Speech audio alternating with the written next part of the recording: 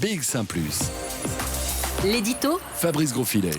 C'est une information qu'on pouvait lire ce matin à la une du journal L'Écho et qui mérite qu'on vous la partage. Une condamnation judiciaire dans le cadre d'une gigantesque fraude aux aides Corona. Une condamnation rapide, exemplaire et qui bat pour une fois en brèche l'idée que les tricheurs ne se font jamais pincer ou qu'ils s'ils se font attraper, la condamnation intervient tellement tard qu'ils ont largement eu le temps de s'organiser pour profiter de leur butin.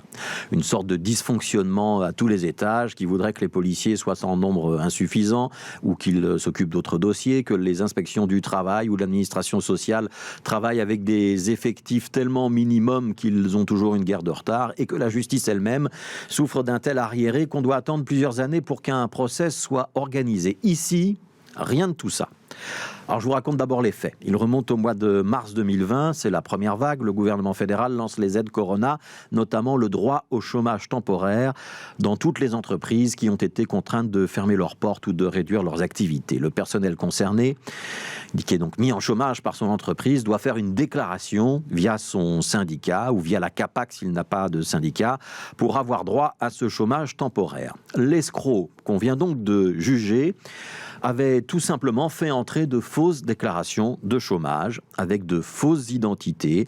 Il avait créé de fausses demandes et au final, il avait obtenu 2 millions d'indemnités. Alors bien sûr, l'argent n'arrivait pas directement sur son compte. Il avait utilisé des prête-noms qui mettaient leur compte bancaire à disposition des mules, comme on dit dans le jargon criminel. Au total, cet escroc avait utilisé 29 sociétés dormantes.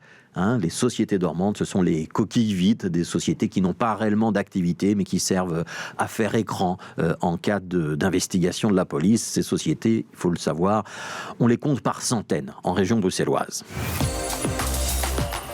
Alors notre escroc s'est fait pincer. Son réseau de fausses déclarations, organisé en grande partie au départ de la région de Charleroi, avait été la cible d'une grande opération de police il y a un an à peu près, une série de perquisitions qui avait débouché sur une quinzaine de mandats d'arrêt.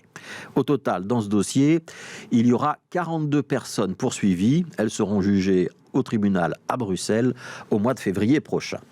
En ce qui concerne le cerveau, le journal L'Écho nous explique qu'il a rapidement reconnu les faits, qu'avec son avocat, il a préféré négocier avec le parquet fédéral plutôt qu'attendre un procès en bonne et due forme. Cet homme est donc actuellement sous bracelet électronique, mais il écope de 5 ans de prison, dont 4 avec sursis. Il va donc être incarcéré pour purger 1 an de prison ferme. Il faut ajouter une amende et la confiscation d'une somme de 500 000 €.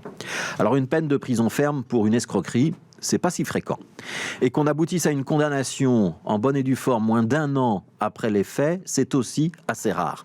Mais si cette affaire mérite qu'on s'y arrête, c'est surtout en raison de la personnalité du condamné. Nationalité française, diplôme d'une haute école de commerce. C'est pas le petit délinquant qui vole pour améliorer une fin de mois un petit peu difficile. C'est pas le toxicomane qui cherche de quoi payer sa prochaine dose. On a affaire ici à de la grande criminalité financière. Enfin, on est à mi-chemin entre le grand banditisme et la criminalité en col blanc. Il est particulièrement heureux de savoir et de faire savoir que cette criminalité-là, même si ses auteurs n'ont pas de sang sur les mains et réalisent leur casse sans violence, n'est pas moins répréhensible que les autres. Ce réseau détournait l'argent de l'État. L'ONEM et l'ONSS se sont d'ailleurs constitués partie civile. L'argent de l'État, ça veut dire un budget payé par les contribuables, vous et moi peut-être, et qui aurait dû profiter à des chômeurs réellement empêchés de travailler. Détrousser la collectivité, détourner l'argent destiné aux plus faibles, c'est moralement abject. On sait désormais que c'est aussi juridiquement puni. Toujours plus d'actu sur BX1 +.